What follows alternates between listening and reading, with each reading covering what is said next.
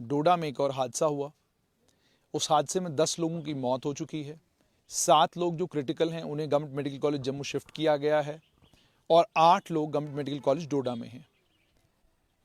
आखिरकार क्या वजह है कि डोडा के इन दुश्वार गुजार रास्तों पर हादसा एक आम सी बात हो गई है।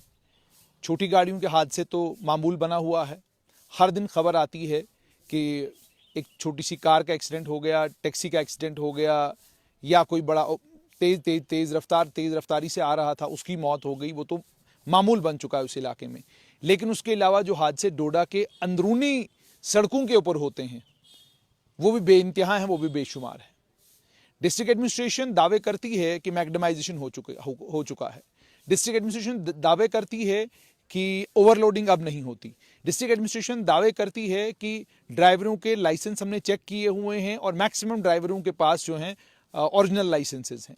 ये किस हद तक हकीकत है, और अगर ये हकीकत है तो हादसे क्यों हो रहे हैं? इसी पर बात करने के लिए मेरे साथ हैं डोडा में एक समाज सेवक भी हैं, वकील भी हैं, advocate Nisar गत्तू।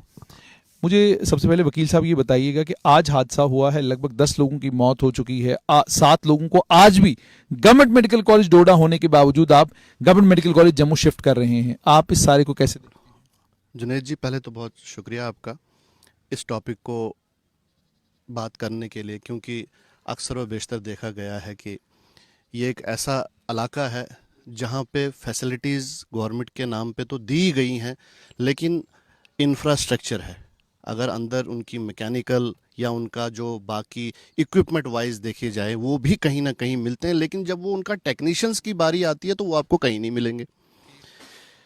Government medical college डोडा, नाम निहाद कॉलेज, सबको पता, बड़ा रिसेंटली बना, बहुत इस पे चर्चाएं भी चली रहीं, लेकिन आज फिर भी वहाँ से जो शिफ्ट किए गए हैं 7 बंदे, जो एक्सीडेंट आज सो गाड़ी में हुआ है, हालात देखो कि वहाँ से हमें वो शिफ्ट करना पड़ा जम्मू। ऐसा क्या है, क्या वहाँ की जो हॉस्पिटल की एडमिनिस्ट्रेशन है इसको किस लेवल से ले रही है? यहाँ हमारे एलजी साहब हैं, उन्होंने हर दिन, हर दूसरे या तीसरे दिन हमें सुनने को मिलता है कि मेडिकल कॉलेज में ये इनाग्रेट हुआ, आज वहाँ पे ऑक्सीजन का प्लांट हुआ, बड़े इश्यूज़ हैं, लेकिन आज तक वहाँ पे डॉक्टर्स और टेक्नीशियंस नहीं हैं जिनकी वजह से ये शिफ्ट करने पड़ते हैं।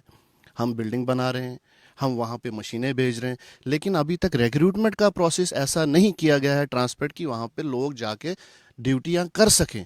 वहाँ पे उनके लिए वैसी फैसिलिटीज़, क्वार्टर्स, वहाँ पे बाकी चीज़ें नहीं की गई हैं, जिसकी वजह से ये चीज़ें आप देख रहे हो दिन ब दिन एक्सीडेंट्स होते हैं और हमें वहाँ पे चॉपर के थ्रू वहाँ पे शिफ्ट करके जम्मू लाना पड़ता है। ये बड़ा एक फॉल्ट देखा गया है मेडिकल कॉलेज। ये मुझे समझ नहीं आ रही है, ये पार्ट, ये फेलियर किस पे है? एडमिनिस्ट्रेटिव पार्ट पे है या वहाँ के जो ज़िला का इंतज़ामिया है वो इस चीज़ को सर पे न लेने के लिए अपने सर से हटा के बाहर भेजते हैं? वकील साहब, एक चीज़ आपसे और भी समझना चाहूँगा, इस एक्सीडेंट पर बाद में आऊँगा, लेकिन जब आपने अस्पताल की बात की है तो ये भी खबरें हमको डोडा से मिलती हैं कि पेशेंट क्रिटिकल हुआ, आप उसको कश्मीर लेकर चले जाते हैं, और कश्मीर के लिए पहले रास्ता था सिंथन से, लेकिन अब रामबन वाले रूट से भी लोग जो हैं वो कश्मीर जाते हैं। कोई पेशेंट बहुत ज़्यादा बीमार है, उसका इलाज कराना है तो लोग कश्मीर जा रहे हैं। या तो आप कश्मीर का रास्ता ले रहे हैं या आप जम्मू का रास्ता ले रहे हैं। तो जो गवर्नमेंट मेडिकल कॉलेज डोडा बना है, इतनी बड़ी बड़ी बिल्डिंगें उसकी तैयार की गई हैं, वहाँ पर बच्चों को पढ़ाई करवाई जा रही है, क्या ये सारी जो फैसिलिटीज़ हैं,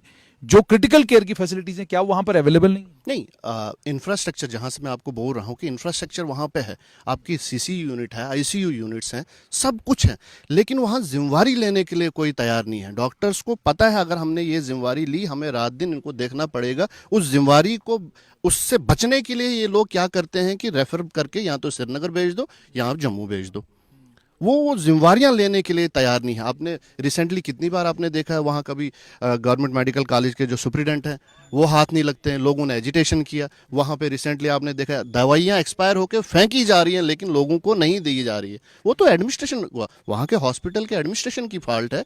वो कहाँ, पिछली बार यूनिट वहाँ पे एक जो दवाइयाँ एक्सपायर हो गई उसके बाद एक वहाँ पे बड़ा बाज़ाब्ता तौर पे एक वहाँ की जो कमेटी बनाई गई, और उसके बाद कमेटी बनाई कौन? वही जो वहाँ पे है। इस पे कोई इंडिपेंडेंट कमेटी तो बनाई नहीं गई है। जिनके खिलाफ करना है वही कमेटी में रखो, जिनके खिलाफ क्या कहते हैं शिकायत थी वही कमेटी बन गए, और आप ये देख लो कि इसका आउटपुट कितना आता है। अच्छा, मुझे बताइएगा कि आज जहां एक्सीडेंट हुआ है, मेरी वहां के एसडीएम अख्तर सलीम जरगर से बात हुई थी। उन्होंने कहा कि अपहिल साइड गाड़ी थी, उस साइड गाड़ी थी भी नहीं जिस साइड से गाड़ी नीचे गई है। तो उन्होंने कहा मामला लगता है ओवर स्पीडिंग का।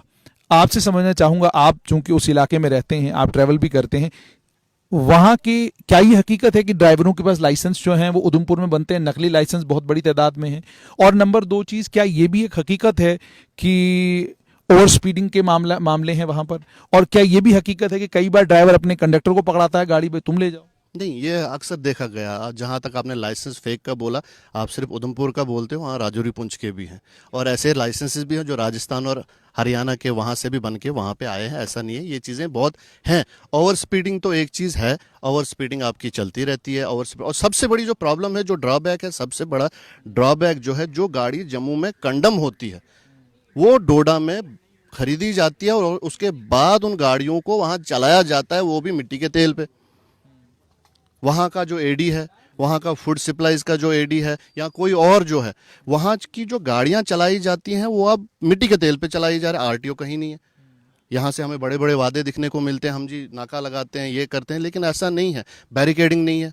आप बटोत से आगे निकलो, इसमें पीआईएल भी पिछली बार डोडा बार एसोसिएशन ने यहाँ पे की और आज भी चल रही है वो। इस पे पीआईएल जिंदा है, बिल्कुल जिंदा है। और उस पर डायरेक्शन, उसमें अभी तक 4 ऑर्डर आ चुके हैं।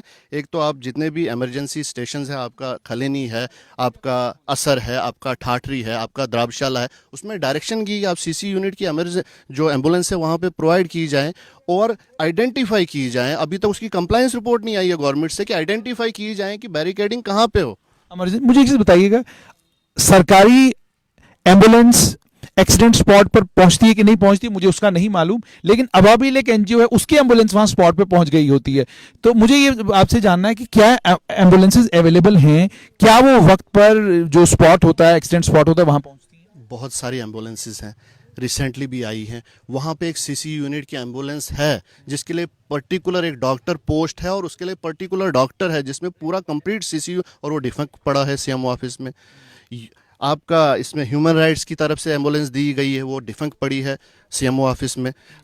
5 एम्बुलेंसेज हैं जो वहाँ पे सड़ रही हैं, जिनको चलाने के लिए कोई नहीं है। उसकी वजह से वहाँ के लोकल लड़के जो मेहनत करते हैं, ये नहीं मैं बोलूँगा, वॉलंटियरशिप है उनका, उन्होंने लोगों से चंदा इकट्ठा करके एम्बुलेंस लेके, और वो आज लोगों की, और हर जगह आप देखोगे जहाँ भी एक्सीडेंट हो पूरे हाईवे पे आपको अबाबिल मिलेगी।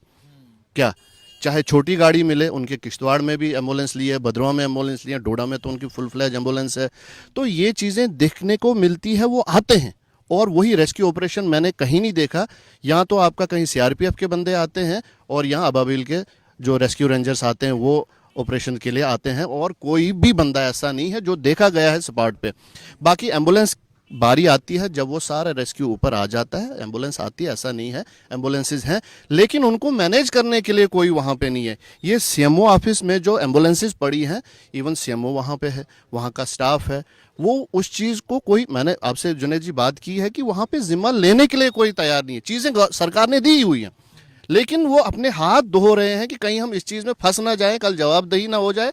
वो उस चीज़ से भाग रहे हैं, भाई जम्मू भेज दो, कश्मीर भेज दो, सब कुछ है वहाँ पे। इंटीरियर जो इलाके हैं, गांव देहात जो हैं, गांव देहात के लिए जो रास्ते जाते हैं, उनको लेकर भी ये बताया जाता है कि जनाब सड़क जो है वो अप्रूव नहीं हुई है, लेकिन सड़क के ऊपर गाड़ी अप्रूव हुई है। क्या ये भी कोई सिलसिला है? नहीं, ये बहुत ज़्यादा सिलसिला है। अभी देखो, आपको तो ये चीज़ें पता होंगी, एक प्रॉपर मैकेनिज्म है कि पहले पीएमजीएसवाई में एक रोड बनाया जाता है, उसके बाद मैग्डमाइजेशन होती है, उसके बाद हैंड ओवर टेक ओवर होता है ट्रांसपोर्ट के पास, उसके बाद प्लाइंग के लिए वहाँ पे एक बाज़ाब्ता order, now it is safe to run the car, एक ऐसा चीज़ आती है। लेकिन आज तक ऐसी कोई भी इंटीरियर रोड नहीं मिली है जुनेद साहब कि जहाँ पे खोदने पीएमजीएसवाई की रोड के बाद ही आप देखोगे एक साइड जो डोजर चलता है, आपका जेसीबी चलता है, पीछे पीछे सुमो और मेडोरे चलना शुरू होती हैं। इसमें सिर्फ और सिर्फ आरटीओ रीजनल जो ट्रांसपोर्ट ऑफिसर है उसका और डिस्ट्रिक्ट एडमिनिस्ट्रेशन का फेलियर है